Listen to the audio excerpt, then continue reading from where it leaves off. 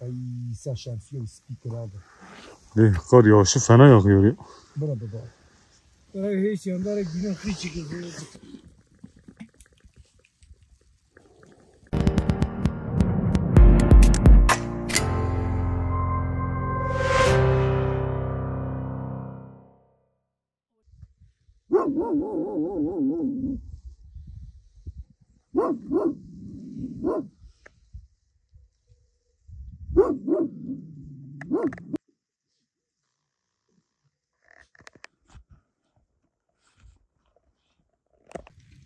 Da civ.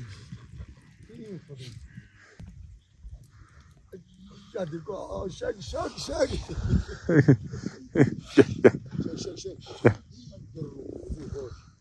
Cemal amca ver buna bir ekmek ver. Değil.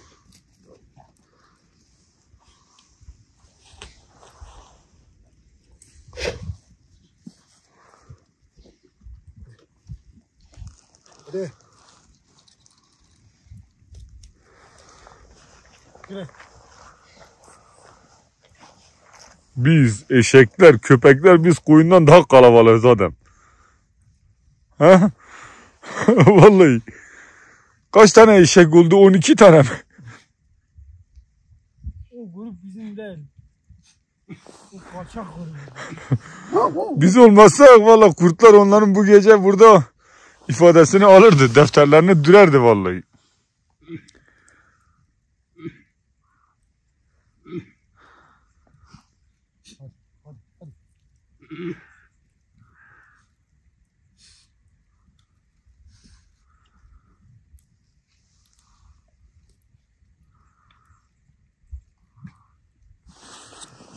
Adam inşallah o sıpa ekmek yememiş ha.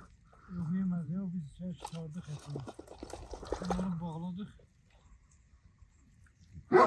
Ama onlar o çocuğun bütün ekmeğini her şeyini çıkarmışlar dışarı. Hadi Pozger oğlum hadi oğlum Pozger. Hadi uzaklaş.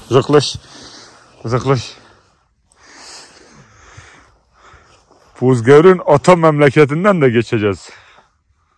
Yaklaşık 3-4 gün sonra oradan geçeceğiz.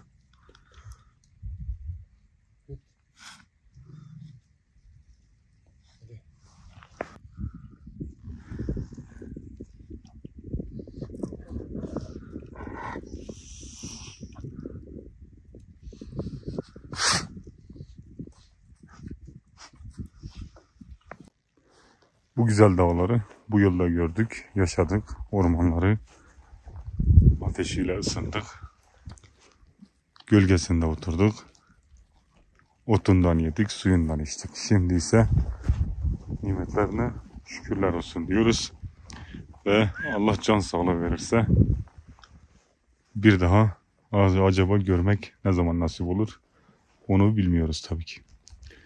Belki yarın ölürüz, belki bir yıl sonra ölmüş oluruz. O yüzden son kez böyle derin, uzun ve güzel bakalım bu dağlara.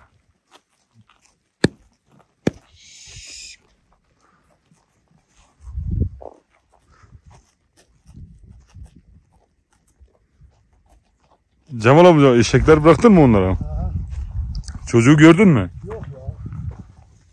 Orman vardı. Ormanın içine sürdüm. Bak bir tane attı yukarıya çıkıyor. Çaldım dedim eşekler. Şimdi dedi evet.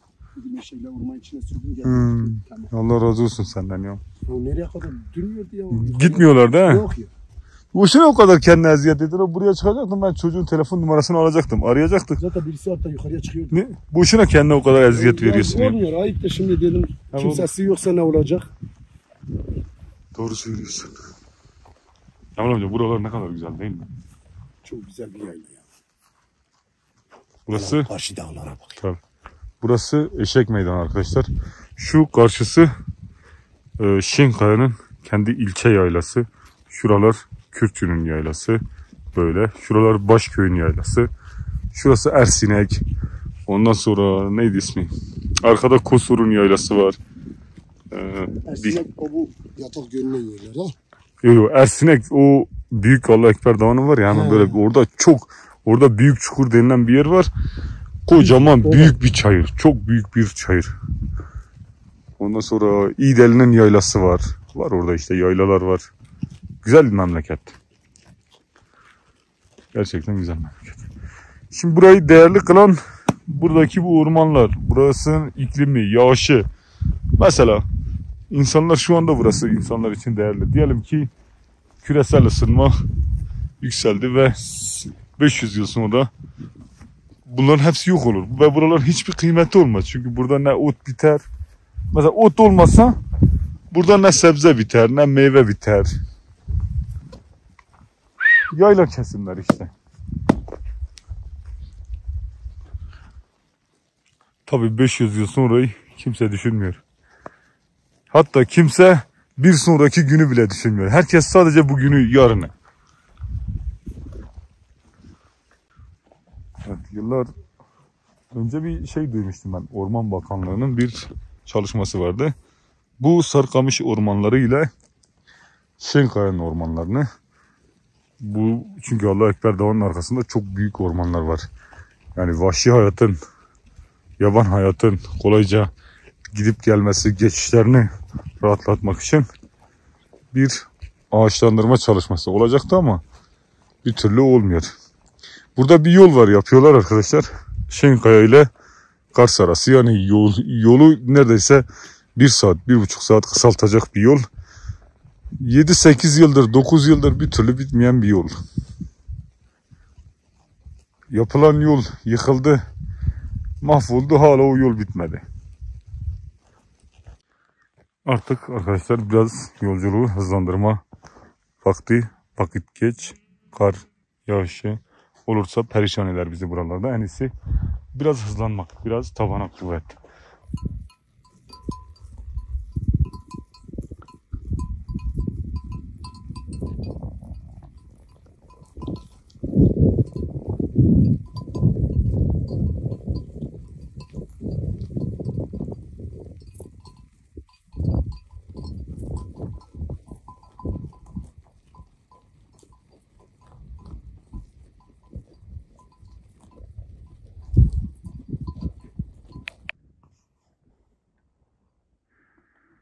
Kartal uçurmuyorlar. Kurt nereden gelecek? Vallahi billahi ya. Havada bir tane akbaba uçuyor. Onun uçmasına izin vermiyorlar. Bugün Cemal amca. Bugün öğleden sonra kar yağışı var. Biz hızlıca bu dağı terk edelim. Bakalım kar yağışı saat kaçta başlayacak. Baya bir tersime seravik hemen. Baya bir bizi zorlayacak, ben bundan eminim. Çünkü bu düzlükler de hala 1800-2000 rakamlardır yani öyle kolay değil. Biz ne yapacağız? Bugün ormandan Cemal amca 2 tane uzun çubuk biçelim. Keselim onları. Akşam en azından o büyük branda var ya. Hani çok fazla kar yağarsa bir tarafına taş koyarız. Böyle bir tarafı da yükseltiriz. En azından yani insan altında durabilir yani. Zaten bu soğukta bir de keçe battaniye ıslansa var ya perişan olduk yani.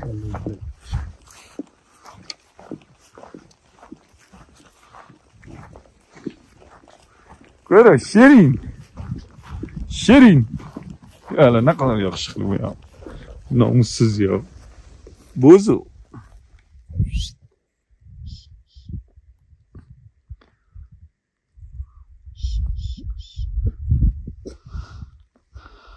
Ya bu çirkin kral.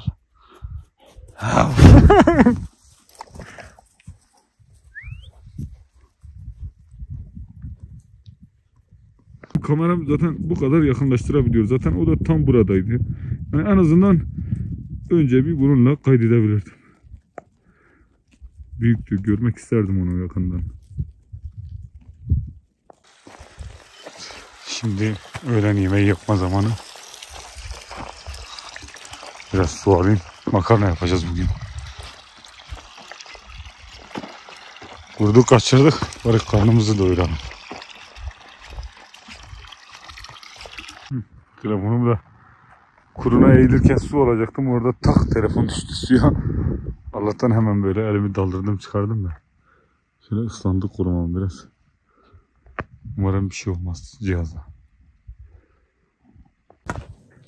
Neyse Allah'tan telefonumuza bir şey olmadı. Olsaydı vallahi perişan olurduk. Yemeğimize bir bakın. Ya bu çam ağaçlar da öyle his veriyorlar ki ellerimiz, yüzümüz hep his oldu. Bu makarna arkadaşlar. Soğanlı, sarımsaklı makarna.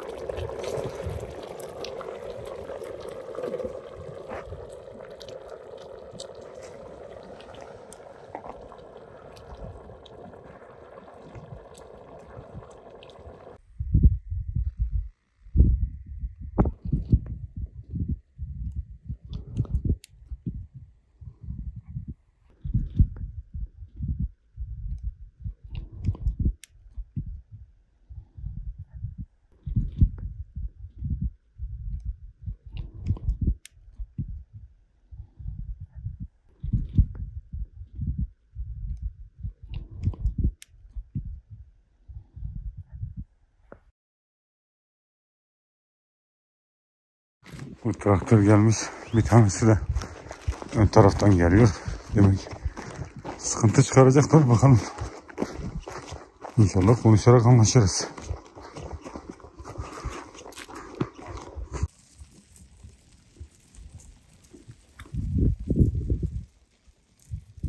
Cemal amcayla konuşuyor bakalım ne diyecek.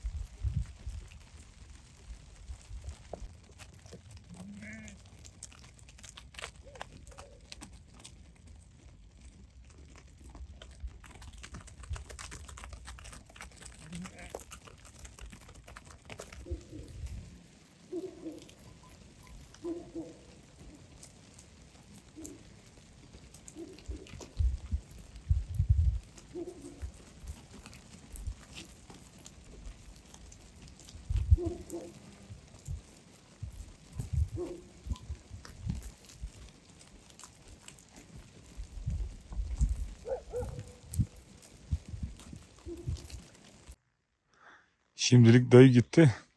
Diyor köylüler, komşular demişler koyun bırakmışlar araziye. Onun için geldik. Zaten Cemal amca da demiş biz gidiyoruz. Ama demiş köylüler gelecek sizin önünüze. Bu köyün muhtarı da bizim akrabanın damadı. Yani bizim enişte sayılıyor. Olmazsa bir telefonla onu bir devreye koyalım. Gürbüzler köyü.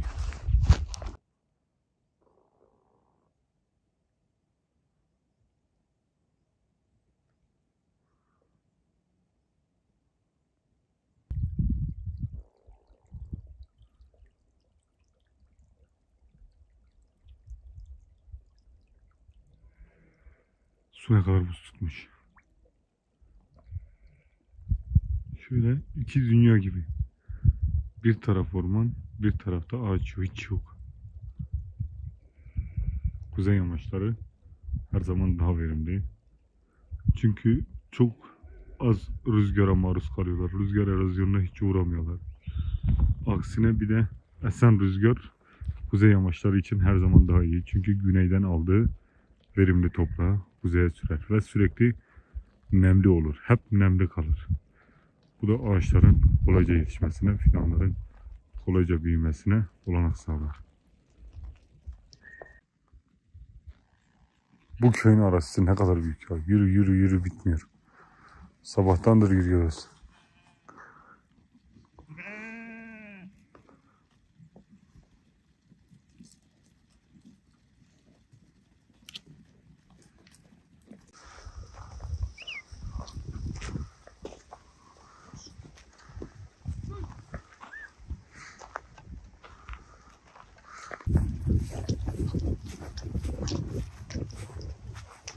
Oho! Oho!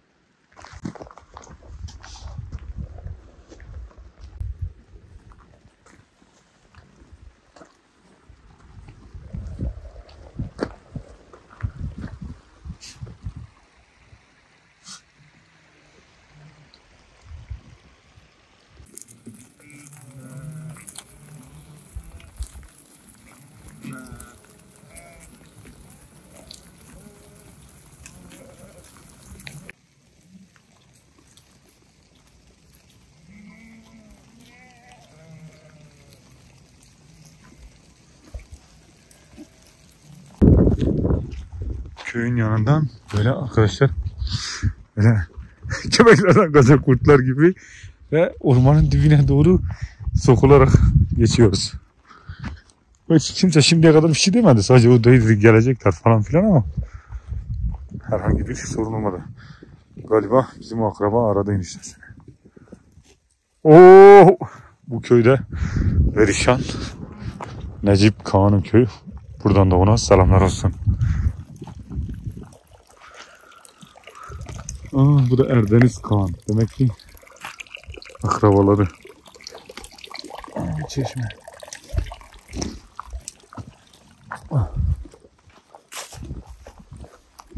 Allah hayrını kabul etsin.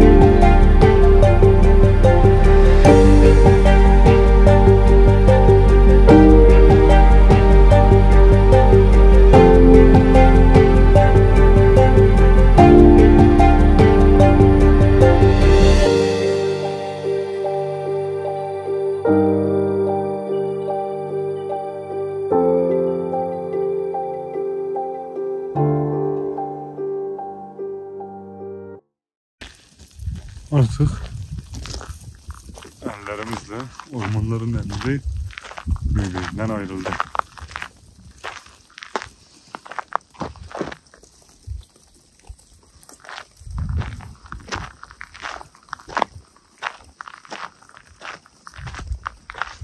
Burası, bu köyde Boyalı. Bizim Iğdırların çok evleri var burada. Yani arazi satın almışlar. Ama hep sorun yaşanıyor. Mesela geliyorlar, yer alıyorlar. Ondan sonra çok fazla bu sefer hayvan yüklenmesi oluyor. Bu sefer de mera kanunu geliyor. İşte ev başı 20 koyun, 30 koyun. 20 koyun, 30 koyun da adam bu köyde ne yapacak? O da bırakıp gidiyor işte. Sarıkamış'ın köyü. Kars Sarıkamış, Boyalı köyü.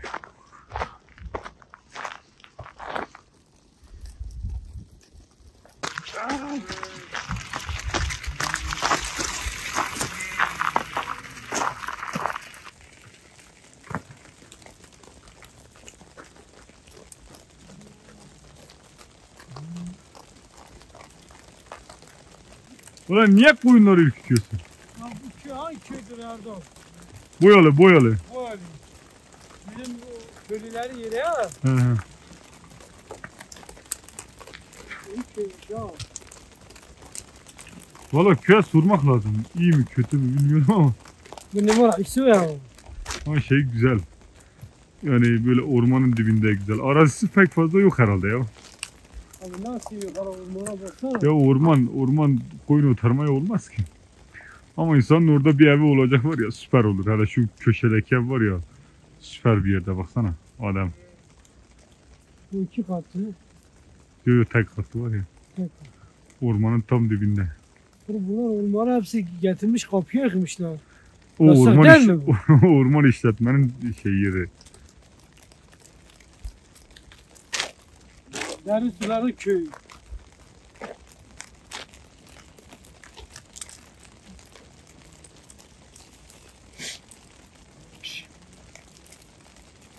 Abi Cabo! Oh! Yo! Acaba kargalar ormana mı kaçıyor? Kar yağışını görüyor musunuz arkadaşlar? Az önce indik oralardan kıl payı kurtardık.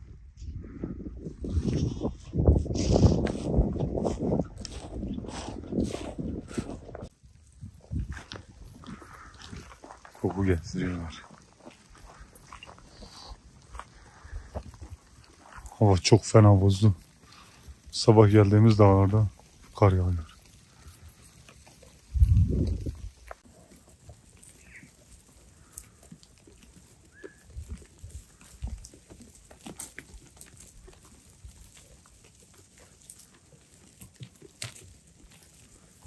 Tilki ise rahat bırakın. Olmaz. Bir gideyim bakayım ne var. Ne var burada?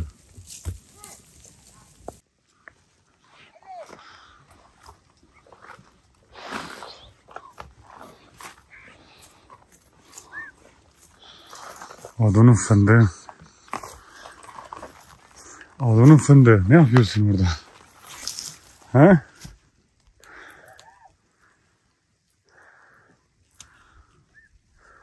Yat bakalım. Adam hele yemeği aç adam hadi.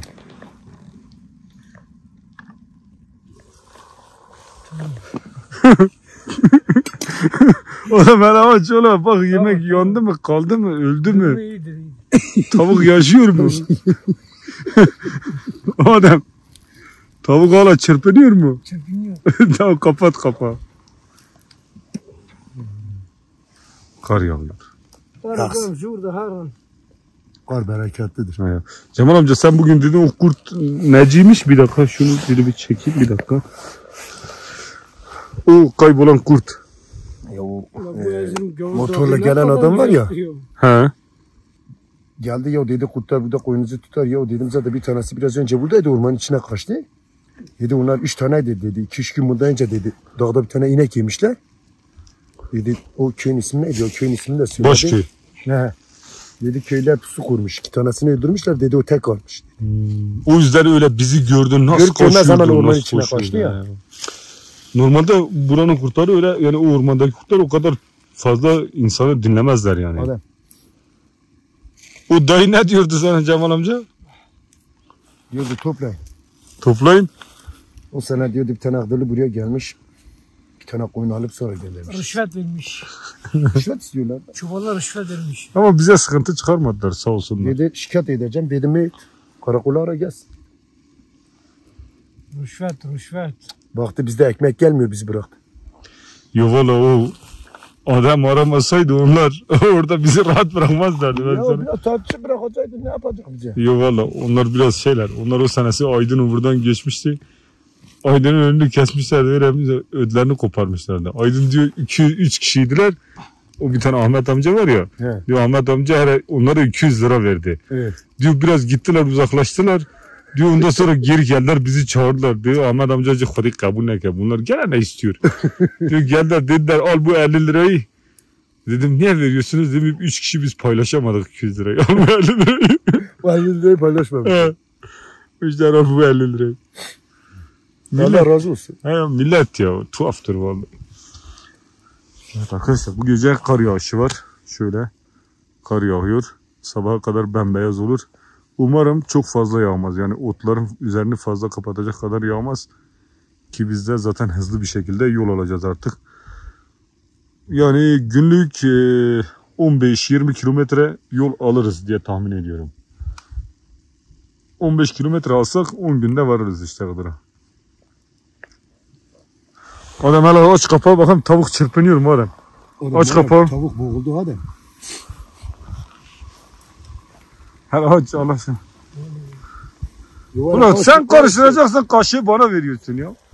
Hele ağzındaki sigaraya bak hele. Ya bir şey de öyle bir tane. Güzel. Böyle. Hele bir tane patates çıkar bak bakalım pişmiş mi?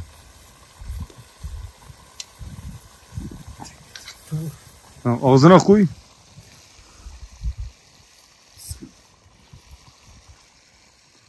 Az da pişse tamamdır ama. Az daha pişsin. Hadi böyle. Bu Böyle şey. Ağzındaki sigaraya bak. Tipine bak. Allah aşkına ya. Hadi hadi gorbavu döyle. Döne şey değil döne şey değil. Bine. lanet olsun şişerim.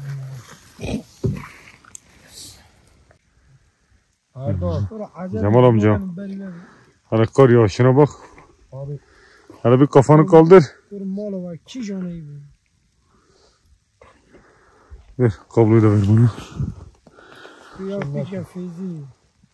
Ay sen şansiyon speaker abi. Kar yağışı fena yağıyor ya. Baba. Böyle hiç yanlara günah hiç çıkıyor. Çıkarız son böyle. İşimiz yaş vallahi.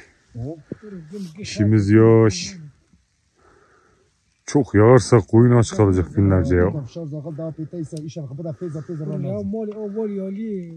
Urni ve avro belki doğru yıkmış günah şişe. Kuruyum. Ya ama çe barfa. Adam git koyunu çevir adam hadi. Hadi gözünü seveyim hadi. Ha? Çebu? Bravo koş. Koyun üstte çıkmış. Ya gitmiş bir 15-20 tane gitmiş. Orada taştık. Kurt oradan gelir kar yağıyor köpekler de sinmiş. Adam senin dişi köpeği çağır yukarıda dursun adam.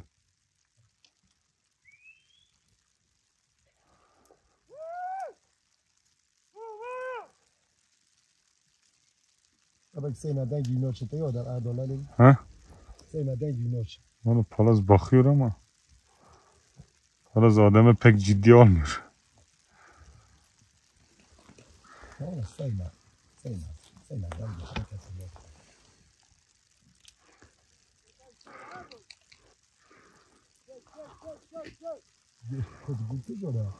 Gurci. Gurci buralarda.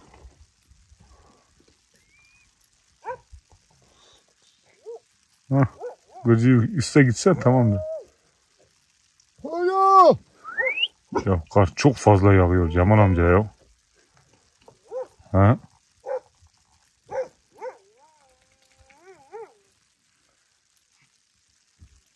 İyi ki indik aşağı. Üste kalsaydık işimiz çok yaşlı. Perişan olmuş. Abi burasıyla orası arasında en az 500-600 metre fark var yani.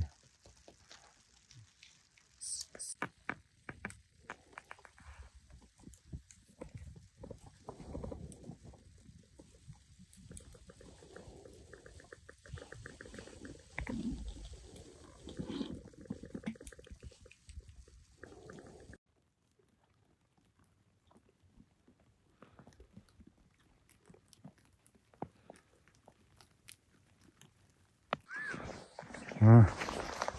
Kar yeri kapladı. Arkadaşlarımız geldi. Fatih, Yusuf, Enes. Bunlar da, bu arkadaşlarımız da bizim köylüler. Burada köyleri var. Köylerden yer almışlar. Yukarı Salut'ta. Onlara da buradan tekrardan teşekkür ediyoruz. Selam gönderiyoruz. Uz, gel oğlum. Bayağı bir uzun sohbet ettik. İyi oldu bizim için de. Oğlum dur. Oğlum kar yağmış, senin hoşuna mı gidiyor ha? Ha? Hoşuna mı gidiyor? Ha? Hoşuna mı gidiyor kar? Yarın burada bir kurt kovala da seni görelim ha? Ha? Bozu beni ıslatma. Bozu beni ıslatma. Hadi gel. Beni ıslatma. Hadi gel.